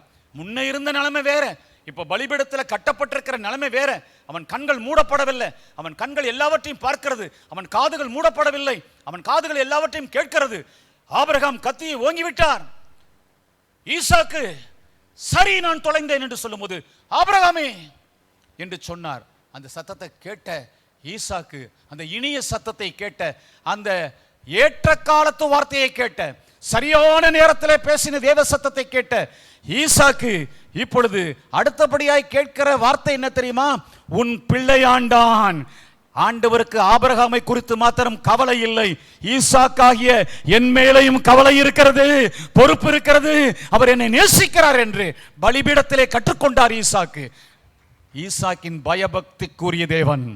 அன்றைக்கு தான் அந்த பயமும் பக்தியும் ஈசாக்குக்குள் வந்தது. கர்த்தருக்கு ஸ்தோத்திரம் உண்டாவதாக. அல்லேலூயா. மகிமை ஆண்டவருக்கு உண்டாகட்டும். ஈசாக்கு தேவனுடைய சத்தத்தை முதலாக கேட்டார். 12வது புதரில் சிக்கிய ஆடு. அதுக்கப்புறம் ஆண்டவர் பேசல, அப்புறம் பின்னாடி பேசுறாரு. நான் சொல்றேன் உங்களுக்கு, நீங்க சாப்டர் வாசிச்சு பாருங்க. கையை போடாதன்னார், அவ்வளவுதானே, கையை போடலை, அதோட விட்டுற வேண்டியதானே கட்டை விழுத்துட்டு. ஆனால் இப்பொழுது ஆபிரகாம் கண்ணீரிட்டு பார்த்த போது தனக்கு பின்னாக முட்புதரிலே ஒரு ஆட்டுக்கடா சிக்கி இருக்க கண்டான். அந்த ஆட்டுக்கடாவை பிடித்து இப்பொழுது என்ன செய்கிறார்? இவனுக்கு பதிலாக தகன பலி இடுகிறார். இப்போ அவனும் அதில் சேர்ந்திருப்பான், ஈசாக்கும் கட்டை விழுக்கப்பட்டு எல்லாம் சேர்ந்து இருப்பான். இப்போ நடக்கிற சம்பவம் என்னன்னு கேட்டிங்கன்னா, இந்த ஆடு எப்போ அங்கே போணுச்சு தெரியுமா உங்களுக்கு? அந்த ஆடு முதல் நாள் காலையிலிருந்து மதியம் அந்த மலைப்பகுதியிலே மேய்ந்து கொண்டிருந்தது. எல்லா ஆடுகளோடு மேய்ந்து கொண்டே இருக்கும்போது முட்புதரில் போய் தன்னுடைய கொம்பினால் அப்படி என்னமோ சாப்பிட வாயை நீட்டின போது கொம்பு என்ன செஞ்சிருச்சு? சிக்கிடுச்சு. அதோடு வந்த அத்தனை ஆடுகளும் வீடு திரும்பிட்டன. இந்த ஆடு மாத்திரம் அங்கே இப்பொழுது சிக்கி கொண்டது. நல்லா கவனிக்கணும். ஈசாக்கு சத்தமிடவில்லை, அந்த ஆடாவது சத்தம் போட்டுச்சா? சொல்லுங்க, ஏன் சத்தம் போடல தெரியுமா? சத்தம் போட்டு சத்தம் அடங்கி விட்டது. சத்தம் போட்டு சத்தம் அடங்கி விட்டது. நான் நினைக்கிறேன், ஒருவேளை அது மதியம் 1 மணிக்கோ 2 மணிக்கோ அங்கே சிக்கி இருக்கலாம். ஏன் மாலையில் கூட சிக்கி இருக்கலாம். ஆனால் அது கடந்து கத்தி நீங்கள் ஆடு கத்தி நீங்களாம் வளர்த்துருப்பீங்களே, சில நேரத்தில் கடைசியில் என்ன செய்யும்? தொண்டை அப்படியே அடைச்சிட்டு கத்தவே முடியாது. எந்த மிருகமும் அப்படி தான், குருவியாக இருந்தாலும் அப்படி தான். இந்த ஆடு கத்தாமல் இப்பொழுது இரவெல்லாம் பலவீனப்பட்டு இழுத்து பார்த்து கடைசியில் சோர்ந்து அங்கே இருக்கிறது. அதனால தான் அது சத்தம் போடலை. அது முன்னாடியே சத்தம் போட்டிருந்தா கூட ஆபிரகாமுக்கு தெரிஞ்சிருக்கும். இப்போது அது வரையில் சத்தம் போடலை, தொண்டை அடைச்சிருச்சு, அது முழு பலமும் போயிடுச்சு. ஆண்டவரே அதனுடைய ஜீவனை அங்கே சிக்க வைத்திருந்தார். இதனால் நான் என்ன சொல்லுவேன் என்று சொன்னால், உங்களுடைய என்னுடைய ரட்சிப்பு ஏற்கனவே திட்டமிடப்பட்டது, ஏற்கனவே தீர்மானிக்கப்பட்டது. இங்கே வந்து உட்கார்ந்துருக்கீங்களே, நீங்களாக வந்து உட்காரலை. அது இன்னைக்கு காலையில் ஏற்பட்ட சிந்தனை அல்ல, அது நீ பிறக்கிறதுக்கு முன்னாடியே தேவன் உனக்கு தந்த ரட்சிப்பு. ஹல்லேலூயா, விசுவாசம். அதனால தான் நீங்கள் வந்திருக்கிறீங்க. இந்த நிகழ்ச்சிக்காக ஒரு ஆட்டுக்கடா வேண்டும் என்று சொல்லி ஆண்டவர் 1000 ஆடுகளிலே ஒரு ஆட்டை ஆண்டவர் தேர்ந்தெடுத்து அதனுடைய கொம்பை அங்கே சிக்க வைத்து அதுவரையில் காணாமல் இருந்த அந்த ஆபிரகாமின் கண்கள் அதை காணும்படி செய்து இப்பொழுது போய் அதை பிடிக்கிறார் என்று சொல்லும்போது அதிலேயும் ஒரு தியானம் நாம் செய்ய வேண்டும். எவ்வளவுதான் ஒரு மிருகம் சோர்ந்திருந்தாலும், எவ்வளவுதான் ஒரு மிருகம் கட்டப்பட்டிருந்தாலும், சிக்கி இருந்தாலும், ஒரு அந்நியன் வந்து அதுக்கு உதவி செய்ய இந்த கொம்பை எடுத்துவிட உதவி செய்யும் போது எந்த மிருகமாவது ஒத்துழைக்குமா? இவன் நம்மளை பிடிச்சிட்டு போயிடுவாங்கிற மரண பயம் தான் அதுக்கு இருக்கும். அதனால ஆபிரகாம் எவ்வளவு கஷ்டப்பட்டு அந்த ஆடை பிடிச்சிருப்பாரு. கொம்பை எடுத்ததுக்கு அப்புறம் அது என்ன செய்யும்? அவருடைய கையை விட்டு மீறி ஓடிடும். நீங்க நிறைய பார்ப்பீங்க யூடியூப்ல எல்லாம். எந்த ஒரு பூனையை கூட, எந்த ஒரு நாயை கூட அவ்வளவு சீக்கிரத்தில் சிக்கி இருக்கிறது காப்பாற்ற முடியாது, கடிக்க பார்க்கும். இப்பொழுது அந்த ஆடு அவருடைய கைகளிலே விடுதலை பெற்றுக் கொண்டிருக்கும் போது ஓடி போவதற்கு வாய்ப்பு இருக்கிறது என்பதை அறிந்தவர் ஆபிரகாம் மிக பலமாக அதை பிடித்து கொண்டார். நான் சொல்லட்டுமா, ஈசாக்கையே பலமாக பிடிக்கக்கூடியவர் ஆட்டை பலமாக பிடித்திருக்க மாட்டாரா? ஆபிரகாம் எப்படிப்பட்டவர் தெரியுமா? வாசித்திருக்கிற 14ஆம் அதிகாரத்தை, அவர் போய் 5 ராஜாக்களை முறியடித்து திரும்பின ஒரு போர் வீரன். ஆகையினாலே அந்த ஆட்டை பிடித்தார். கர்த்தருக்கு ஸ்தோத்திரம் உண்டாவதாக.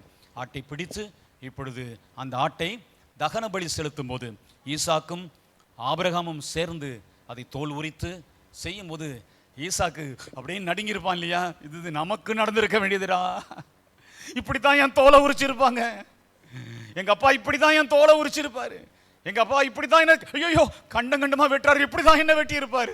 கர்த்தர் மாத்திரம் ஆபிரகாமின்னு கூப்பிடலன்னா, என் ஆண்டவரே உமக்கு ஸ்தோத்திரம் அப்பா, என் ஆண்டவரே எனக்கு உயிர் தந்தவரே ஸ்தோத்திரன்னு அவன் உள்ளம் அங்கேயே ஜெபிக்க ஆரம்பித்திருக்கும். எத்தனை பேர் விசுவாசிக்கிறீங்க? கைகளை உயர்த்தி ஒரு அல்லேலூயா சொல்லி கரங்களை கொட்டி ஹல்லேலூயா. நீங்களும் நானும் நரகத்துல வேக வேண்டியவங்க. கர்த்தர் இயேசு தியாக பலியாக தன்னை ஒரு ஆட்டுக்கடாவாக கொடுத்து நம்மை மீட்டெடுத்திருக்கிறார். அதை நீங்கள் புரிந்து கொள்ள வேண்டிய சிலுவை என்பது இயேசுவின் சிலுவை அல்ல. சிலுவை என்பது ஜேக்கப் மனோகருடைய சிலுவை. எல்லாரும் சொல்லுங்க, சிலுவை என்பது இயேசுவின் சிலுவை அல்ல. சொல்லுங்க, சிலுவை என்பது இயேசுவின் சிலுவை அல்ல. சிலுவை என்பது உங்க பேரை சொல்லுங்க. சிலுவை என்பது உங்க சிலுவை. நீங்க தான் அப்படி அடிபட்டிருக்கணும். அதை ஈசாக்குங்க நினைச்சு பார்க்கிறாரு. நினைச்சு பார்த்துட்டு ஆண்டவரை துதிக்க ஆரம்பிக்கிறார். கர்த்தருக்கு ஸ்தோத்திரம், மகிமை உண்டாவதாக. அடுத்தபடியாக 13 தகன பலியை செய்கிறதெல்லாம் ஈசாக்கு பார்க்கிறார். இறுதியாக 14 ஆபிரகாம் சொன்னது போலவே பிள்ளை ஆண்டவனோடு திரும்பி வருகிறதை வேலைக்காரர்கள் பார்த்தார்களே அன்றி வேலைக்காரர்களுக்கு ஒன்றும் தெரியாது. நல்லா கவனிங்க, சாராளுக்கு ஒன்றும் தெரியாது, எலியேசருக்கு ஒன்றும் தெரியாது, இடையிலே ஈசாக்குக்கும் ஒன்றும் தெரியாது, அதற்கு பின்பு வேலைக்காரர்களுக்கும் ஒன்றும் தெரியாது. வேலைக்காரர்களுக்கு ஒரு வார்த்தை சொல்லப்படுகிறது ஆபிரகாம் இடத்திலிருந்து. என்ன சொல்றாரு? நானும் பிள்ளையாண்டானும் போய் தொழுது கொண்டு திரும்ப வருவோம். போனாங்க, தொழுது கொண்டு திரும்ப வந்திருக்கிறாங்க. அவன் பாட்டுக்கு மறுபடியும் மார்ச் லெஃப்ட் ரைட்னு போயிருப்பான். அவனுக்கெல்லாம் வெளிப்பாடு இல்லை.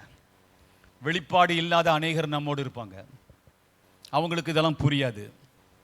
கடவுளுக்காக நாம் என்ன செய்கிறோம் என்பது புரியாது. எனக்கு ஒரு வெளிப்பாடு கிடைத்து ஒரு காரியத்தை செய்து என்னுடைய சொந்த ரத்தமே என்னை வெறுக்க ஆரம்பித்து விட்டது. வெளிப்பாடு யாருக்கு வெளிப்பாடு? ஆபிரகாமுக்கு வெளிப்பாடு. அந்த வெளிப்பாடு இல்லாத காலங்கள் ஈசாக்குக்கு இருந்துச்சு. ஈசாக்குக்கு வெளிப்பாடு புரிஞ்சிருச்சு. இப்பொழுது வேலைக்காரர்கள் நிற்கிறாங்க, அவங்களுக்கு ஒன்றும் புரியாது. தோத்திரனா என்னன்னு புரியாது, அல்லேலூயானா என்னன்னு புரியாது, ரட்சிப்புனா என்னன்னு புரியாது, அபிஷேகனா என்ன புரியாது, தரிசனம்னா என்ன புரியாது, தீர்க்க தரிசனம்னா என்னன்னு புரியாது, தேவ சத்தம்னா என்ன புரியாது, சொப்பனம்னா என்னன்னு தெரியாது, கர்த்தருக்காக வாழ்கிறதுனா என்னன்னு தெரியாது, வைராக்கியம்னா என்னன்னு தெரியாது, தியாகம்னா என்னன்னு தெரியாது, பரிசுத்த ஜீவியம்னா என்னன்னு தெரியாது, தேவனுக்கு கொடுப்பது என்றால் என்ன என்று தெரியாது, ஆராதனை என்றால் என்ன என்று தெரியாது. ஆனாலும் ஊழியக்காரர்கள், ஆனாலும் பாஸ்டர், ஆனாலும் பிஷப், ஒன்னும் தெரியாது. ஒரு தொடர்பும் ஆண்டவர்கிட்ட இருக்காது. கர்த்தருக்கும் அவர்களுக்கும் எந்த நெருக்கமும் இருக்காது. ஆனால் கர்த்தருக்கு நெருக்கமானவர்களிடத்திலே நெருங்கி தங்கள் வயிற்றை நிரப்பிக் கொண்டிருக்கிறவர்கள் நிறைய பேர் இருப்பாங்க. இந்த ஊழியத்தினால் போதிக்கிற இந்த ஊழியத்தினாலே கிடைக்கின்ற லாபத்தை பார்த்து பாஸ்டர் என்று வந்தவன் 90 பேர் இருக்கிறான் 100 பேர்ல. இன்றைக்கு ஒவ்வொருத்தரும் மாட்டிட்டு முடிக்கிறான். பாட்டு பிரமாதமா இருக்கு, ஆனால் தலைமறைவாய் இருக்கிறார்கள். காரணம் என்ன? தாளந்து எல்லாருக்கும் இருக்கு, மனிதனாய் பிறந்த எல்லாருக்கும் இருக்கு. நான் அதுக்கு தான் அடிக்கடி சொல்லுவேன், சோதி தெரிந்து பாடல்களை பாடுங்க. எல்லா பாடல்களையும் திருச்சபையில பாடாதீங்க.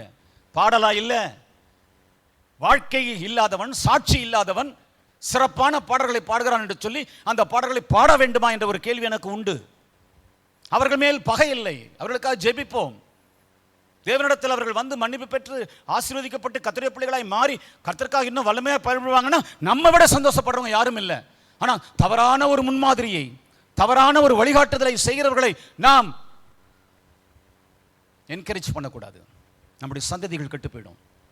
கர்த்தருக்கு ஸ்தோத்திரம் உண்டாவதாக. நான் சொல்றது நியாயம்தானா? பாடலே இல்லையா? அற்பமான பாடல் கூட நமக்கு இல்லையா? பாடலாம். ஆனால் இப்படிப்பட்ட சினிமாத்தனமான பாடல்களை, சினிமா பாடல்களையே பாடுகிற சபைகள்லாம் இன்னைக்கு வந்துருச்சு. அதுக்கெல்லாம் நம்ம செவி கொடுத்து நம்முடைய பிள்ளைகளை அங்கே கொண்டு போய் விடக்கூடாது. அதனால தான் சொல்லுகிறேன், இருக்கிறார்கள் 2 கூட்டம். ஒரு கூட்டம் தரிசனம் பெற்ற கூட்டம், இன்னொன்று வயிற்று பிழைப்புக்கு வந்த கூட்டம். வேலைக்காரர்களுக்கு இந்த சம்பவங்கள் ஒன்றுமே தெரியாது. காத்துட்டு இருந்தாங்க, வேலையை முடிச்சுட்டு திரும்பினாங்க. பெரிய நிகழ்ச்சி நடந்திருக்கு, பெரிய சரித்திர நிகழ்ச்சி நடந்திருக்கு, பெரிய வெளிப்பாடு கிடைச்சிருக்குது. தேவ சத்தம் மோரியா மலையிலே கேட்டு இருக்கிறது. ஆபிரகாமுடைய காதுகள், ஈசாக்கின் காதுகள் அதை அனுபவித்து இருக்கிறது. கீழே இருக்கிறவனுக்கு ஒன்றுமே புரியாது. சொல்லட்டுமா? மத்தேயு 17 மேலே இருக்கிற 3 சீஷர்களுக்கு தேவ சத்தம் கேட்டது. கீழே விடப்பட்டிருக்கிற மீதி 8 சீஷர்களுக்கு ஒன்றும் தெரியாது. நான் சொல்றது கரெக்டா? லூக்கா 9, மத்தேயு 17 2 அதிகாரங்களும் எடுத்து வீட்டில் வாசிச்சு பாருங்க. இந்த பெந்தேகோஸ்தே சபைகளுக்குள்ளே, இந்த ஆவிக்குரிய சபைகள் என்று சொல்லுகிறதுக்குள்ளே வெளிப்பாடு இல்லாதவன் நிறைய பேர் இருக்கிறான். தேவ சத்தம் தெரியாதவன் நிறைய இருக்கிறான். அவனுக்கு பேர் வேலைக்காரன், அவனுக்கு பேர் பாஸ்டர், அவனுக்கு பேர் எவாஞ்சலிஸ்ட், அவனுக்கு பேர் பாடகன், அவனுக்கு பேர் எழுப்புதல் பிரசங்கி, அவனுக்கு பேர் தீர்க்கதரிசி.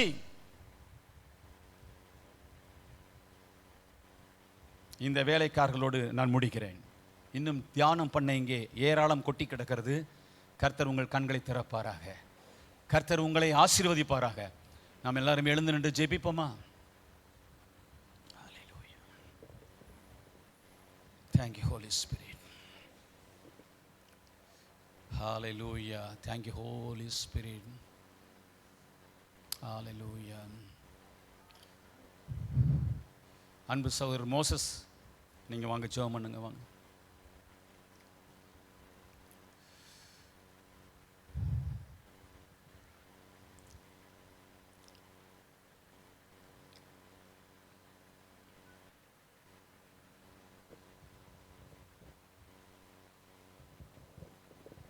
தகப்பனே, உமக்கு நன்றி டாடி.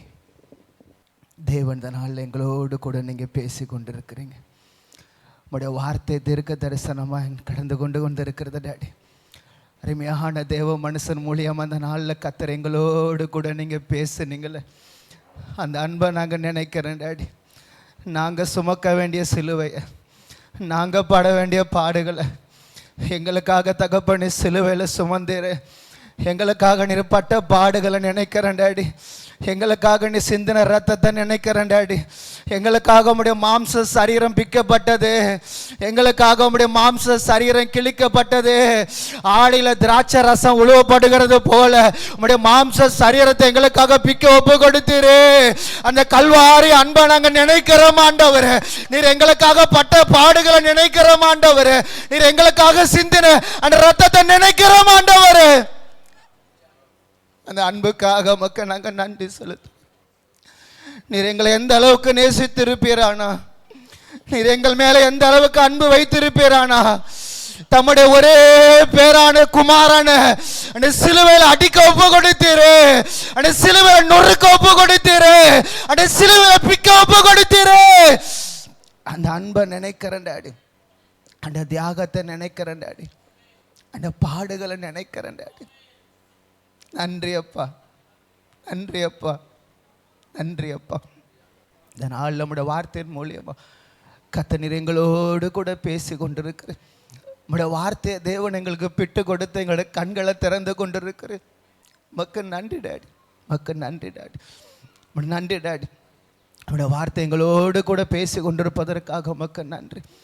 அந்த அன்பை நினைக்கிறோம்ப்பா, அந்த தியாகத்தை நினைக்கிறோம்ப்பா, அந்த பாடுகள் நினைக்கிறோம்ப்பா. அதற்காக மக்கள் நன்றி செலுத்துக்கிறோம். அப்படியே கரங்கள் அப்படியே எங்களை தாழ்த்தி ஒப்பு கொடுக்கிறோம். பொறுப்படுத்தும் இயேசுவே நல்ல பிதாவே. எல்லாரும் சொல்லுவோமா? என் ஆத்துமாவே கர்த்தரை ஸ்தோத்திரி.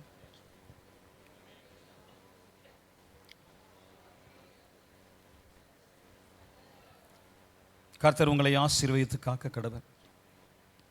கர்த்தர் தமது முகத்தை உங்கள் மேல் பிரகாசிக்க பண்ணி உங்கள் மேல் கிருபையாக இருக்க கடவர். கர்த்தர் தமது முகத்தை உங்கள் மேல் பிரசன்னமாக்கி உங்களுக்கு சமாதானம் கட்டளையிட கடவர். கர்த்தராகிய இயேசு கிறிஸ்துவின் கிருபை, பிதாவின் அன்பு, பரிசுத்தாவின் ஐக்கியம் நம் அனைவரோடும் அவருடைய வருகை பரியந்தம் தங்கியிருப்பதாக.